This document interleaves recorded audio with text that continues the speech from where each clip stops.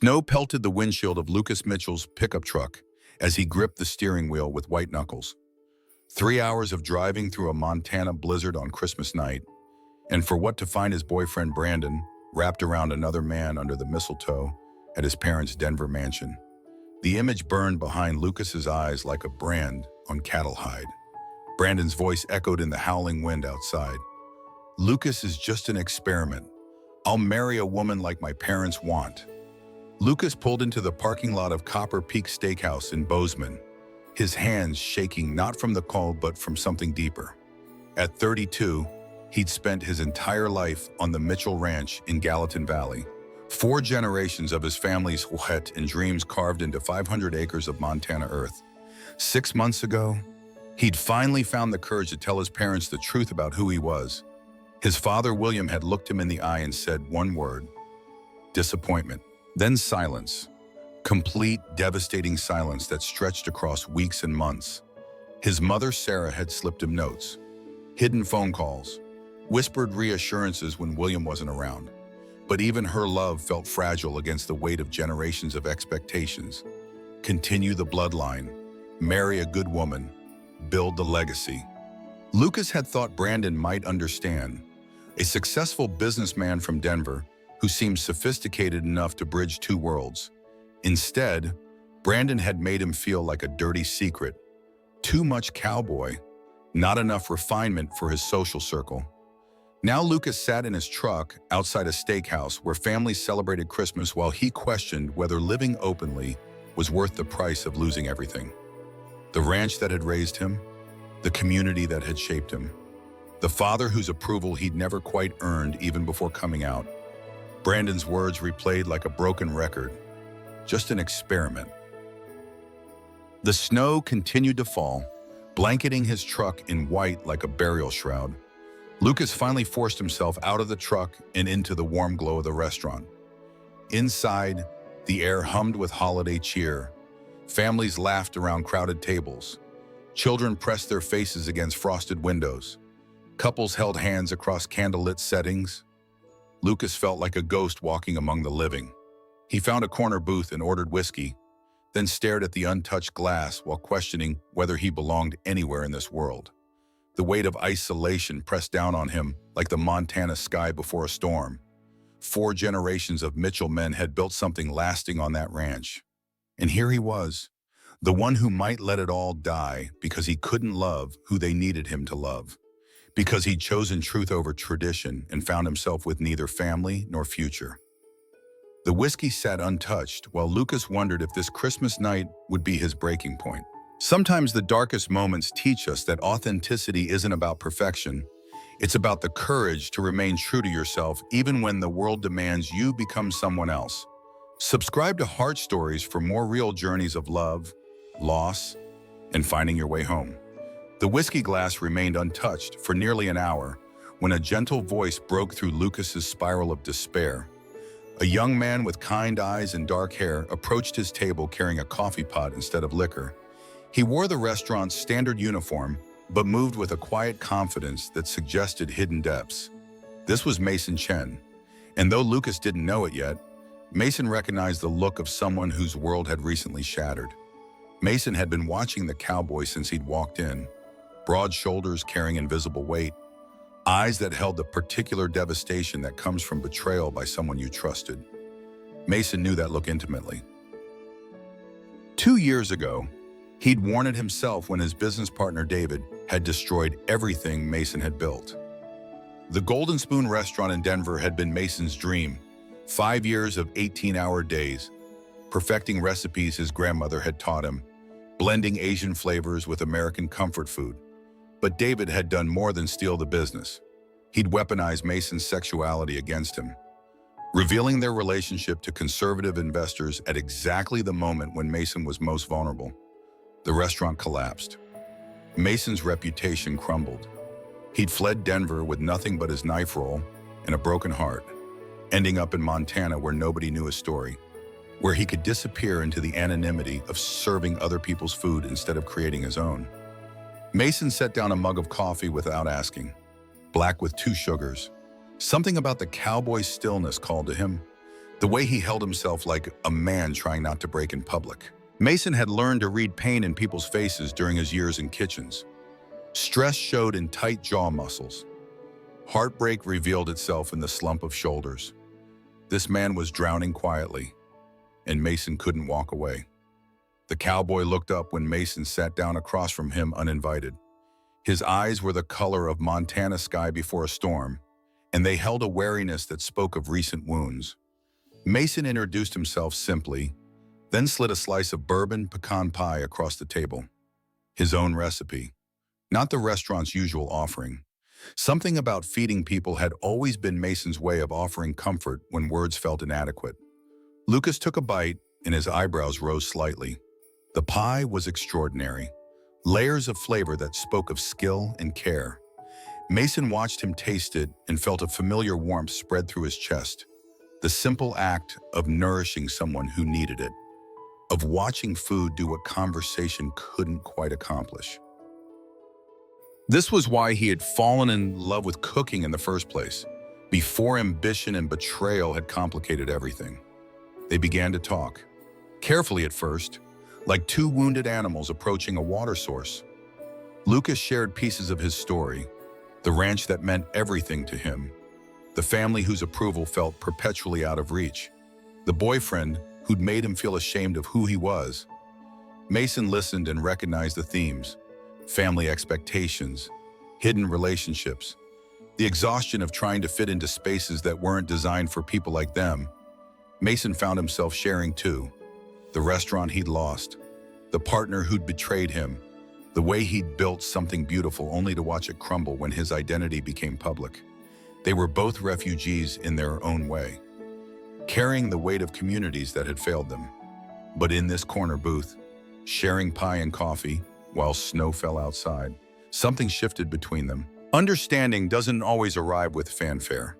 Sometimes it settles quietly between strangers who recognize their own story reflected in another person's eyes. True connection begins when we stop performing for approval and start sharing our authentic selves. The round-the-clock diner felt like sanctuary at 2 a.m. on Christmas Day. Dorothy May, the 70-year-old owner, welcomed them with weathered hands and knowing eyes that had seen countless souls seeking refuge from storms both literal and emotional. She poured coffee without judgment and left them alone in a back booth while snow continued to blanket the empty streets of Bozeman outside. Mason wrapped his hands around his mug and felt something loosen in his chest. The diner's worn vinyl and gentle lighting created a cocoon where pretense felt unnecessary. He found himself telling Lucas things he'd kept buried for years. About parents who'd sacrificed everything to immigrate from Taiwan, working double shifts so their son could have opportunities they'd never dreamed of. About the pressure to succeed, to justify their sacrifices, to become someone worthy of their struggle. Lucas listened with an attention that felt different from the polite interest he'd grown accustomed to from Brandon. This felt like genuine curiosity about who Mason was beneath the surface. In return, Lucas opened up about generations of Mitchell men who'd built something lasting on Montana soil, about inheriting land that came with expectations heavier than any physical burden, about the weight of being the potential end of a family legacy simply because he couldn't love who tradition demanded. They talked about the loneliness of living divided lives. Lucas described years of dating women to please his father while fighting feelings he couldn't name or claim. Mason shared stories of kitchen staff who made casual homophobic jokes while he chopped vegetables and bit his tongue. Both had learned to make themselves smaller, to fit into spaces that weren't designed for them. The conversation drifted to dreams deferred and authentic selves hidden behind acceptable facades. Mason spoke about recipes he'd developed in secret, fusion dishes that honored both his heritage and his adopted home, flavors that told the story of who he really was when nobody was watching. Lucas talked about quiet moments on the ranch when he felt most himself, sunrise over the mountains with coffee steaming in his hands, the satisfaction of work that connected him to something larger than himself. As the night deepened, walls continued to crumble between them. Mason found himself studying the calloused hands wrapped around Lucas's coffee cup, hands that spoke of honest work and genuine purpose. Lucas noticed the careful way Mason chose his words, the intelligence that flickered behind his careful reserve. Both were discovering that attraction could be built on understanding rather than just physical chemistry.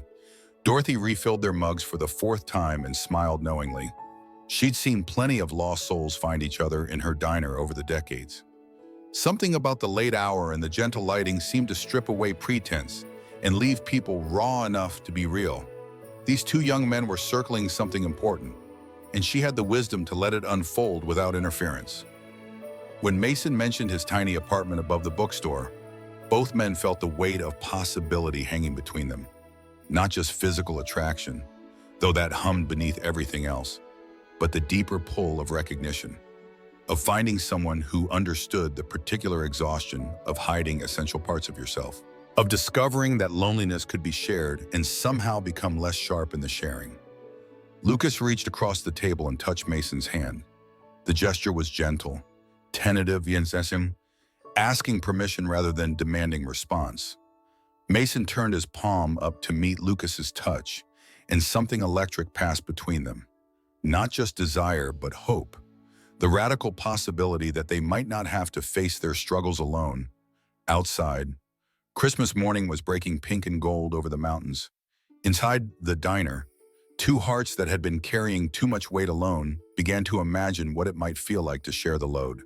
Sometimes healing happens in the most ordinary places. When two people choose honesty over safety and find courage in unexpected connection, the Mitchell Ranch spread across Gallatin Valley like a promise kept across 4 generations. Lucas drove Mason through gates that had welcomed his great-grandfather home from World War II, past fences his grandfather had mended through decades of Montana winters. 500 acres of snow-covered meadows stretched toward mountains that seemed to touch heaven itself. Mason pressed his face to the truck window and felt his breath catch at the raw beauty of it all. The main house stood solid against the landscape, weathered wood and stone that had endured everything the mountains could throw at it. Smoke curled from the chimney while morning light painted the porch golden. Lucas's mother Sarah appeared in the doorway, wiping flour-covered hands on her apron. Her smile for Mason was genuine, warm enough to thaw the anxiety that had been building in his chest during the drive from town. But Lucas's father William was a different story entirely. He returned from a cattle auction that afternoon with ice in his eyes and disapproval carved into every line of his weathered face. The way he looked at Mason made it clear that this was not a welcome guest, but an unwanted complication. Dinner that evening passed with forced politeness, stretched thin over underlying tension that made Mason's chopsticks tremble against his plate. The next few days revealed the complexity of their situation. In the barn, working alongside Lucas, Mason felt purposeful for the first time in months, learning to care for horses, mending fence lines, understanding the rhythm that connected the ranch to changing seasons. Lucas moved through these tasks with quiet competence, and Mason found himself falling in love not just with the man, but with the life he'd built here. But the outside world proved less welcoming. Shopping for supplies in town brought stares that followed them down every aisle. At the feed store, neighboring ranchers made comments just loud enough to be heard, but quiet enough to maintain plausible deniability. Mason felt their eyes tracking his every movement, calculating his worth based on assumptions about who belonged in their community and who didn't. The pressure intensified when David Thompson from the local bank mentioned loan concerns during a casual conversation at the hardware store. Nothing explicit, just subtle suggestions that community banks valued stability and traditional values when making financial decisions. The implication hung heavy between the words. Lucas's face went pale as he realized his choices might endanger everything his family had built. Then came the phone call that changed everything. James Martinez, a James Beard Award-winning chef from San Francisco, had somehow tracked Mason down through old industry connections. He was opening a new restaurant and wanted Mason as head chef. The salary was more than Lucas made in 2 good years ranching. The opportunity represented everything Mason had lost and thought he'd never find again. Mason stared at his phone after the call ended, torn between the safety of returning to a world that understood his talents and the terrifying possibility of building something real with Lucas. In San Francisco, he could disappear into the anonymity of a city that celebrated diversity. Here in Montana, every day was a choice to be visible in a place that might never fully accept them. Lucas found him sitting on the porch that evening, staring across the valley as sunset painted the mountains purple and gold. The conversation that followed was gentle but heartbreaking. Lucas wanting Mason to stay, but understanding if he needed to leave. Mason explaining the weight of the opportunity, but also the weight of what he'd be walking away from if he took it. They made love that night with desperate tenderness, both afraid it might be the last time. Afterward, lying in the darkness with Lucas's arms around him, Mason made his choice. Not based on fear or safety, or even practical considerations, but on the radical belief that love could be stronger than the forces trying to tear them apart. He would stay and fight for what they were building together, whatever the cost. True courage isn't the absence of fear. It's feeling the fear and choosing love anyway. Sometimes the greatest risk we can take is believing we deserve happiness even when the world suggests otherwise. 18 months later, the Mitchell Ranch had become something nobody could have predicted. Mason's Prairie Table Catering had a 6-month waiting list, serving fusion cuisine that honored both his Asian heritage and Montana traditions. Their converted barn now hosted weddings for couples from across the region, including same-sex pairs who'd driven hundreds of miles to find a venue that welcomed them without reservation or judgment. The transformation hadn't happened overnight. Lucas had endured months of cold shoulders from neighboring ranchers and subtle pressure from community leaders who preferred their small town remain unchanged. But Mason's cooking spoke a language everyone understood, and slowly, grudgingly, acceptance began to take root. When the Hendersons hired Prairie Table for their golden anniversary, and Mason created a menu that brought tears to elderly eyes, whispers of appreciation replaced whispers of disapproval. The breakthrough moment came during a heated town meeting about ranch zoning regulations. William Mitchell had driven down from his retirement cabin specifically to voice opposition to his son's business ventures in front of the entire community. He questioned Lucas's judgment and suggested the ranch be sold to more traditional operators. The room fell silent, waiting to see how Lucas would respond. Lucas stood slowly, his voice steady as mountain stone. He talked about 4 generations of Mitchell blood in this soil, about land that had been earned through sacrifice and tended through decades of hard work. Then he looked directly at his father and said he would not apologize for loving someone who made him better, stronger, more committed to the legacy they'd inherited together. The room erupted in unexpected applause, led by Dorothy from the diner and supported by customers whose lives Mason's food had touched. That night, Sarah Mitchell finally confronted her husband with an ultimatum that shocked everyone, including herself. Accept their son and the man he loved, or lose his family entirely. Faced with the possibility of complete isolation, William began the slow, difficult work of examining beliefs he'd never questioned. It wasn't immediate acceptance, but it was a beginning. Mason channeled his energy into community building that extended beyond business success. He began mentoring teenagers from families struggling with LGBTQ issues, offering the acceptance he'd wished for during his own difficult journey. The ranch became an unofficial safe house where young people could find understanding and hope during their darkest moments. Their first Pride celebration in the county drew protesters, but also surprising support from longtime residents who'd watched Lucas and Mason prove that love could strengthen rather than threaten community bonds. Mason catered the event with dishes that told stories of inclusion, while Lucas organized activities that brought families together across traditional divides. The proposal happened exactly where their journey had begun. Mason had convinced Dorothy to let him cook a special Christmas Eve dinner at the round-the-clock diner, recreating the menu from their first night together. Lucas sat across from him in the same booth where they'd found each other, but now they were surrounded by friends and chosen family who celebrated their love rather than questioning it.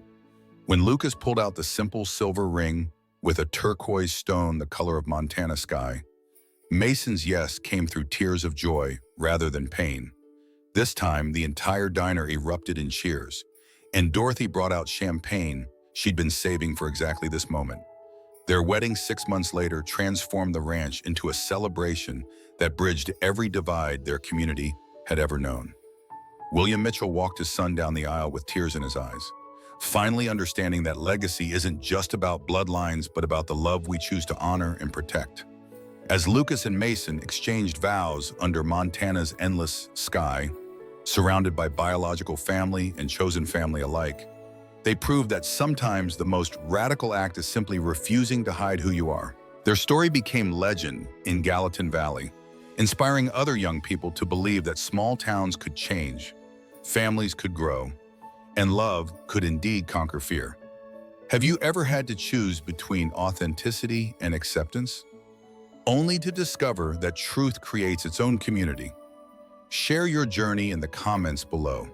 Subscribe to Heart Stories, where every ending becomes a new beginning and love always finds a way home.